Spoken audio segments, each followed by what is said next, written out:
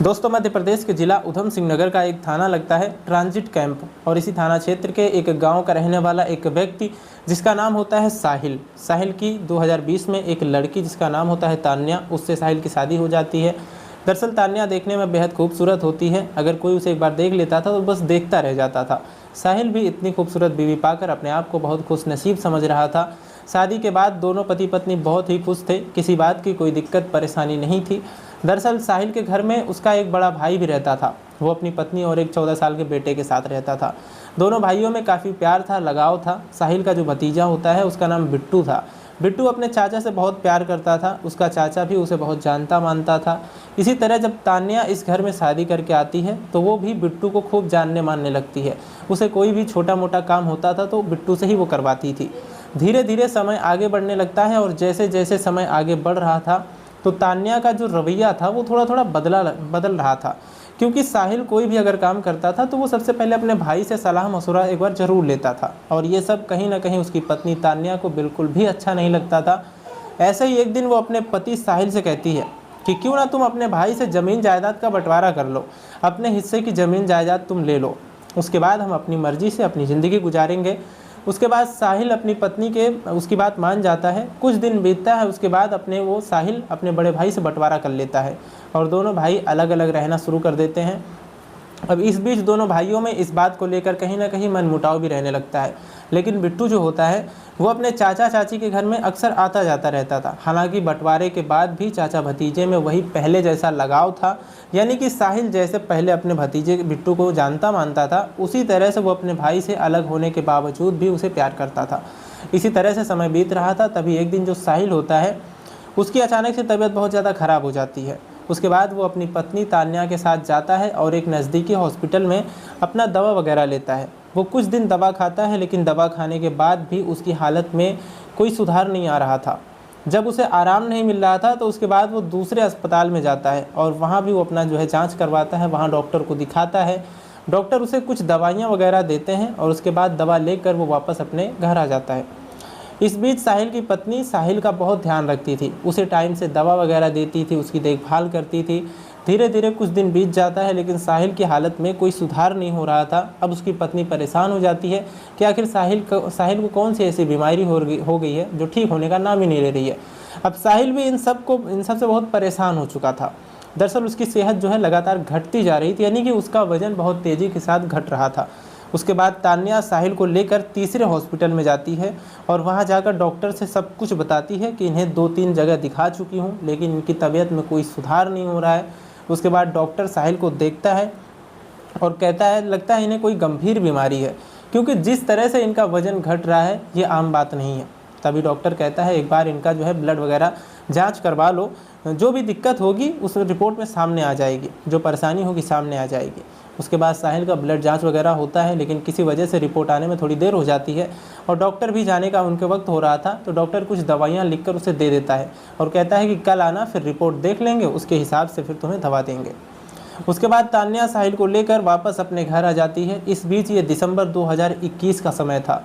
दरअसल साहिल की मौत हो जाती है। अब एक हिसाब से तान्या के सर पर दुखों का पहाड़ टूट चुका था, क्योंकि वो अब पूरी तरह से अकेली पड़ गई थी। क्योंकि उसकी उम्र भी खैर कोई खास नहीं थी, वो सिर्फ 23 साल की थी और इतने कम उम्र में वो एक विधवा हो चुकी थी। साहिल का अंतिम संस्कार वगैरह करवा दिया जाता है।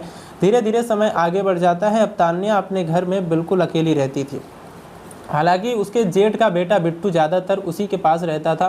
कभी कभी तो वो वहीं पर खाता था और उसी के यहाँ अपनी चाची के पास सो जाता था। और इस बात से बिट्टू के माँ बाप भी कुछ नहीं कहते थे, क्योंकि वो सोचते थे कि तान्या अपने घर में अकेली रहती है, तो बिट्टू अगर उसके पास रहेगा तान्या को थोड़ा अकेलापन महसूस नहीं होगा। और इसीलिए वो लोग बिट्टू को तान्या के पास आने जाने से कभी नहीं रोकते थे। जब उसका मन करता था तब वो तान्या के पास चला जाता था। ऐसे ही एक दिन बिट्टू तान्या के पास, यानी कि अपनी चाची के पास सोया था। तभी तान्या के दिमाग में ये बात आती है, पता नहीं क्या, वो बिट्टू से गंदी गंदी बातें करने लगती है, उसे गलत तरीके से छूने लगती है। हालांकि बिट्टू की उम्र 15-16 साल के करीब थी और वो सब कुछ समझ रहा था, क्योंकि इस उम्र में बच्चे काफ़ी हद तक समझदार हो जाते हैं। तभी तान्या बिट्टू के नज़दीक पहुंच जाती है। हालांकि बिट्टू को ये सब थोड़ा अटपटा लग रहा था, क्योंकि उसने आज से पहले अपनी चाची की ये रूप, चाची का अपना ये हरकत कभी नहीं देखा था। हालांकि बिट्टू पहले मना करता है, कहता है चाची ये आप क्या कर रही हो, मुझे अच्छा नहीं लग रहा है। तभी तान्या कहती है, बिट्टू तुम्हारे चाचा के जाने के बाद से मैं बहुत परेशान हो गई हूँ, तो क्या तुम इस परेशानी में मेरा साथ नहीं दोगे। उसके बाद तान्या उस रात बिट्टू के साथ कुछ ऐसा संबंध बना लेती है जो सिर्फ एक पति और पत्नी के बीच में होते हैं, यानी कि वो अपने ही भतीजे के साथ शारीरिक संबंध बनाने लगती है। उसके बाद वो बिट्टू से कहती है, तुम ये बात अपने मम्मी पापा को मत बताना, नहीं तो वो लोग तुम्हें बहुत मारेंगे। हालांकि बिट्टू अपने मम्मी पापा से बहुत डरता था, इसीलिए वो उनसे ये सब कुछ बात नहीं बताता है और छुपा लेता है। अब इधर जब धीरे धीरे चाची और भतीजे का सिलसिला शुरू हुआ तो चलता चला जाता है और किसी को इस बात पर कोई शक भी नहीं हो रहा था, क्योंकि भाई चाची और भतीजे का रिश्ता जो होता है वो एक माँ बेटे का रिश्ता होता है। लेकिन तान्या अपनी शारीरिक ज़रूरतों को पूरा करने के लिए ये भूल जाती है कि बिट्टू उसका भतीजा लगता है और धीरे धीरे समय आगे बढ़ने लगता है। और जैसे जैसे समय आगे बढ़ रहा था वैसे वैसे अब कहीं ना कहीं बिट्टू को भी ये सब करने में अच्छा लग रहा था। अब तान्या के बिट्टू के साथ बिल्कुल पति पत्नी की तरह रहने लगती है, लेकिन इस बीच बिट्टू के माँ बाप और उसकी चाची के बीच जो मनमुटाव चल रहा था वो चल रहा था। ऐसे ही एक दिन तान्या अपने मायके में जा रही थी, तभी वो बिट्टू से कहती है, तुम भी मेरे साथ चलो, 2-4 दिन में हम लोग लौट आएंगे। उसके बाद बिट्टू अपने माँ बाप से जाकर कहता है तो वो भी मान जाते हैं। उसके बाद बिट्टू अपनी चाची यानी कि तान्या के साथ उसके मायके चला जाता है और वहाँ जाने के बाद जितने दिन तान्या वहाँ पर रुकती है उतने ही दिन वो बिट्टू के साथ वही गंदी हरकत करती थी, यानी कि उसके साथ शारीरिक संबंध बनाती थी। हालांकि इस बीच तान्या के माँ बाप उससे कहते हैं कि बेटा ज़िंदगी बहुत लंबी है, तू हाँ कर दे तो हम तेरी शादी करवा देंगे दूसरी। अपने माँ बाप की बात सुनने के बाद तान्या मना कर देती है, क्योंकि उसकी शारीरिक ज़रूरतें जो थी वो बिट्टू से पूरी हो रही थी। 2-3 दिन वहाँ पर अपना रहने के बाद तान्या बिट्टू को लेकर वापस अपने ससुराल आ जाती है। इसी तरह से वक्त बीत रहा था, तभी एक दिन बिट्टू के माँ बाप बिट्टू को गौर से देखते हैं तो उन्हें चिंता होने लगती है, क्योंकि बिट्टू पहले के मुकाबले अब नहीं था, काफ़ी दुबला पतला हो चुका था। वो उससे पूछते हैं कि बेटा कुछ दिक्कत परेशानी है क्या, आखिर तू इतना दुबला कैसे हो रहा है। उसके बाद बिट्टू कोई जवाब नहीं देता, लेकिन अब बिट्टू को लेकर उसके माँ बाप के अंदर चिंता होने लगती है। तभी वो कुछ दिनों से नोटिस कर रहे थे कि बिट्टू पहले के मुकाबले तान्या के घर में अब ज़्यादा आने जाने लगा है। धीरे धीरे समय आगे बढ़ जाता है और एक दिन बिट्टू की माँ बिट्टू को खोजते हुए तान्या के घर में चली जाती है और जब वहाँ जाती है तो देखती है कोई भी नहीं है। उसके बाद वो तान्या के कमरे की ओर जाती है और वहाँ जाकर देखती है तो तान्या के कमरे का दरवाज़ा हल्का सा खुला हुआ था। उस दरवाजे को धकेल देती है, खोल देती है पूरा, और जब पूरा दरवाज़ा खुलता है तो वो देखती क्या है कि सामने बेड पर तान्या और बिट्टू दोनों आपत्तिजनक स्थिति में होते हैं। ये सब देखकर उसके पैरों तले ज़मीन खिसक जाती है। उसे कुछ समझ में नहीं आ रहा था कि वो करे तो क्या करे। तभी वो चुपचाप अपने घर में आ जाती है। इधर तान्या और बिट्टू अपने आप को संभालते हैं, कपड़े वगैरह पहनते हैं। बिट्टू की माँ आकर ये सब बातें अपने पति को बताती है तो पति के होश उड़ जाते हैं, क्योंकि बिट्टू उनका एक लौता बेटा था और अब उन्हें बिट्टू की जान पर खतरा मंडराता हुआ साफ दिखाई दे रहा था। दरअसल दोस्तों, तान्या के पति साहिल की मौत जो हुई थी वो HIV की गंभीर बीमारी की वजह से हुई थी और ये बात बिट्टू के माँ बाप को काफ़ी देर में पता चली थी। हालांकि साहिल की पत्नी तान्या को इसके बारे में पता था और तान्या भी इस बीमारी से पीड़ित होती है, क्योंकि साहिल के मौत के 6 महीने बाद तान्या की भी तबीयत बिगड़ने लगी थी और जब उसने अपनी जांच वगैरह करवाई थी तो वो भी जो है HIV पॉजिटिव पाई गई थी।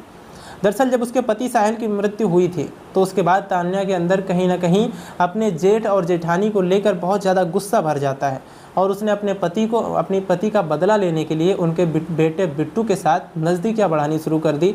दरअसल वो जानबूझकर ये बीमारी बिट्टू को देना चाहती थी, क्योंकि वो अपने जेठ और जेठानी का घर अपने घर की तरह बर्बाद कर देना चाहती थी। अब जैसे ही बिट्टू के माँ बाप को ये बात पता चलती है तो वो तुरंत नज़दीकी थाने में पहुँच जाते हैं और वहाँ जाकर तान्या के खिलाफ मुकदमा दर्ज करवा देते हैं। उसके बाद पुलिस तान्या को हिरासत में लेती है और जब उसका मेडिकल परीक्षण करवाया जाता है तो पता चलता है कि उसे भी वही बीमारी है जो उसके पति साहिल को थी। उसके बाद पुलिस उसे गिरफ्तार कर लेती है और गिरफ्तार करके उसे जेल भेज देती है। उसके ऊपर बलात्कार की धाराएं भी लगाई जाती हैं, पॉक्सो एक्ट भी लगाया जाता है। और वहाँ के जो CO सिटी होते हैं अभय प्रताप सिंह, वो कहते हैं कि परिवार की तहरीर पर मुकदमा दर्ज कर लिया गया है और साथ ही आगे भी जांच करवाई जाएगी कि कहीं ऐसा ना हो कि इस महिला ने किसी और के साथ भी जो है संबंध बनाए हो और अपनी बीमारी जो उसके अंदर थी वो किसी और को भी परोस दी हो। दोस्तों, जब ये घटनाक्रम लोगों के सामने आता है तो लोग सोचने पर मजबूर हो जाते हैं कि आखिरकार कोई महिला किसी से बदला लेने के लिए इतना इस हद तक कैसे गिर सकती है। हालांकि ज़मीन जायदाद को लेकर हर परिवार में छोटे मोटे झगड़े होते हैं, लेकिन इस महिला तान्या ने जो कुछ भी किया है वो बहुत ही भयानक किया है। हालांकि जब उस लड़के बिट्टू की भी जांच करवाई जाती है और जब रिपोर्ट सामने आती है तो डॉक्टर कहते हैं कि उस बीमारी के थोड़े बहुत सिम्टम्स इसमें आ चुके हैं। हालांकि अभी पूरी तरह से विकसित नहीं हुए हैं और हो सकता है कि आगे इसे पूरी ज़िंदगी इसके खिलाफ दवा खानी पड़े और ये भी हो सकता है कि इसे अपने जान से हाथ भी धोना पड़े। दोस्तों, इस पूरे घटनाक्रम को सुनाने का उद्देश्य किसी को परेशान करना नहीं है, किसी का दिल दुखाना नहीं है, बल्कि आपको जागरूक करना है, आपको सचेत करना है। जय हिंद, जय भारत।